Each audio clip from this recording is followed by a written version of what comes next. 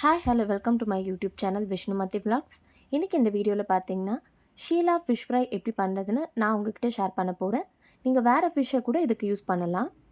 இதுக்கு ஃபஸ்ட்டு நம்ம ஃபிஷ் ஃப்ரைக்கு தேவையான மசாலா பேஸ்ட் அரைச்சிக்க போகிறோம். அதுக்கு 2 சிறிய துண்டு அளவு பட்டை, 8 பல் பூண்டு ஆட் பண்ணியிருக்கேன். இதில் 1 டீஸ்பூன் மிளகு, அரை கையளவு புதினா, 2 பச்சை மிளகாய்,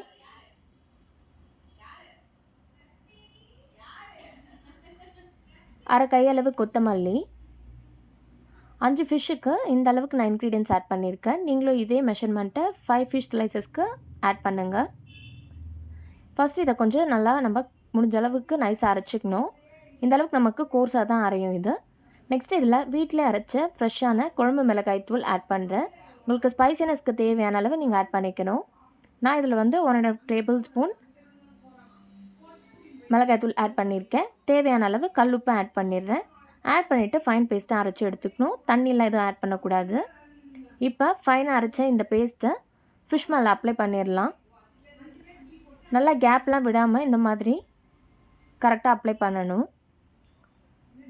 நம்ம கார்ன்ஃப்ளவர், காஷ்மீரி ரெட் சில்லி, அரிசி மாவுலாம் போட்டு செய்கிறத விட ஒன்ஸ் இந்த மாதிரி நீங்கள் செஞ்சு பாருங்கள். டேஸ்ட் டிஃப்ரென்ஸ் நீங்கள் கண்டிப்பாக ஃபீல் பண்ணுவீங்க. இந்த மாதிரி மசாலா ஃபுல்லாக அப்ளை பண்ணிட்ட பிறகு இது ஒரு பாக்ஸில் போட்டு நான் ஓவர் நைட் ஃப்ரிட்ஜில் வச்சிடுறேன். ஃப்ரீசரில் நீங்கள் வைக்கக்கூடாது. ஃப்ரீசரில் வச்சா நமக்கு ஃபிஷ் சரியாக ஃப்ரை ஆகாது. இப்போ மறுநாள் ஆஃப்டர்நூனுக்கு நான் ஃபிஷ்ஷை 1 ஹவர் பிஃபோர் நான் வெளியே எடுத்து வச்சுட்டேன். இப்போ ஃபிஷ் ஃப்ரை பண்ணுற அளவுக்கு எண்ணெய் ஆட் பண்ணியிருக்கேன். எண்ணெய் நல்லா காஞ்ச பிறகு லைட்டாக மைதா ஆட் பண்ணணும் எண்ணெயில். அப்போ தான் நமக்கு ஃபிஷ் போய் அடியில் ஒட்டாமல் இருக்கும்.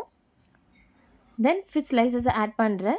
2 சைடும் நல்லா ஃப்ரை ஆன பிறகு சர்வ் பண்ணிங்கன்னா ரொம்பவே டேஸ்டியான ஷீலா ஃபிஷ் ஃப்ரை ரெடி.